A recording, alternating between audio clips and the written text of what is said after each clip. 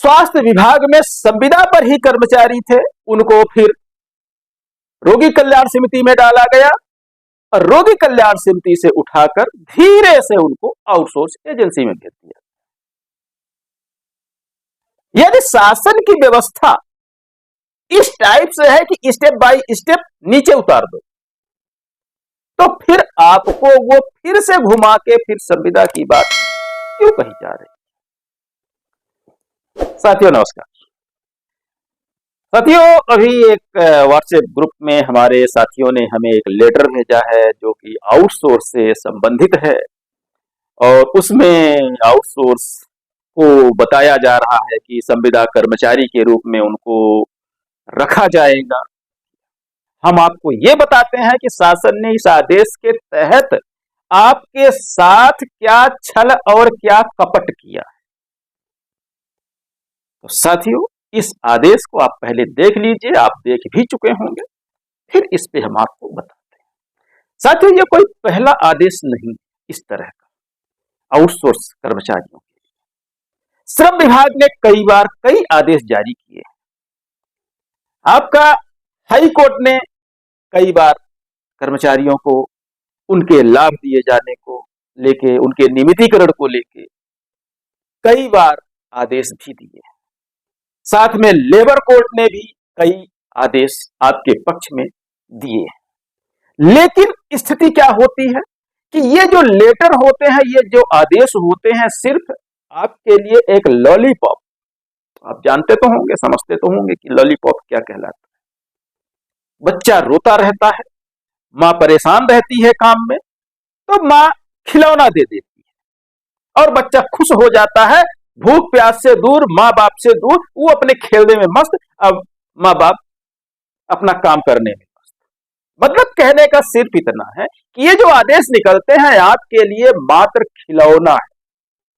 आप खेलते रहो इस आदेश के साथ और शासन प्रशासन अपनी शोषणकारी व्यवस्था को बरकरार रखे और उसको काम करती रहे उस पर और आपसे काम करवाती रहे। मैं ऐसा क्यों बोल रहा हूं? हाल ही में 18,000 स्वास्थ्य विभाग के पद आउटसोर्स कर दिए।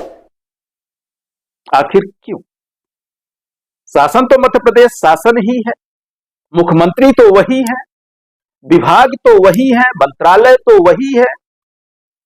फिर एक तरफ 18,000 कर्मचारियों को आउटसोर्स से भर्ती करने की बात कही जाती है और दूसरी तरफ आउटसोर्स में जो कर्मचारी हैं उनको संविदा में लाने की बात कही जाती है। लेकिन जो आउटसोर्स किया जाना है, जिनको आउटसोर्स से लिया जाना है, तो वो बात तो सत्य हो जाएगी। लेकिन आप जो आउटसोर्स में वर्षों से काम कर रहे हैं, क्या आप संविदा बन पाएंगे? ये बात हमेशा असत्य ही रहेगी। ये कटु सत्य मैं बोल रहा हूं, हो सके तो आप गांठ बांध के इसको रख लीजिए कि आप आउटसोर्स से कभी संविदा बन गए तो आप बताइएगा। तो जो ये आदेश आ रहे हैं आपके बीच फैला दिए जाते हैं, सिर्फ इसके लिए फैलाए जाते हैं कि आप इस आदेश को लेके खेलते रहो और शांत होके आप शासन प्रशासन का काम करते रहो, साफ सफाई करते रहो, झाड़ू लगाते रहो, पोछा लगाते रहो और शासन का काम और लक्ष्य पूरा होता रहे और आपके हक का पैसा आउटसोर्स एजेंसियों के माध्यम से शासन और प्रशासन अपनी जेब में डालती है। बाकी इन लेटरों का कोई औचित्य नहीं है। भले ही आप समझ रहे हैं कि आपके पक्ष में है, ये आपकी भूल है कि ये आपके पक्ष में है। हम तब कहेंगे कि आपके पक्ष में है जब इसका अधिकार आपके खाते में आएगा। हम तब तक इस ऐसे लेटरों को उचित नहीं मानते हैं, ऐसे लेटरों को वैधानिक नहीं मानते हैं, जब तक आपके खाते में ये परिवर्तित ना हो जाए। क्योंकि ये आज के लेटर नहीं, वर्षों से लेटर ऐसे ही निकल रहे हैं। आप शांत हो जाते हैं, खुश हो जाते हैं, बहुत जल्द हम आउटसोर्स से संविदा में हो जाएंगे।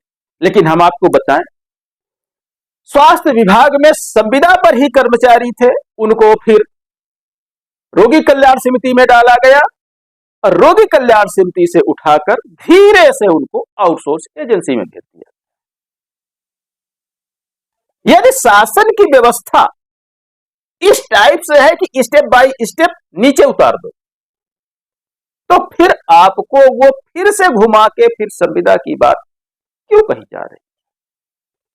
दरअसल ये सिर्फ लॉलीपॉप है।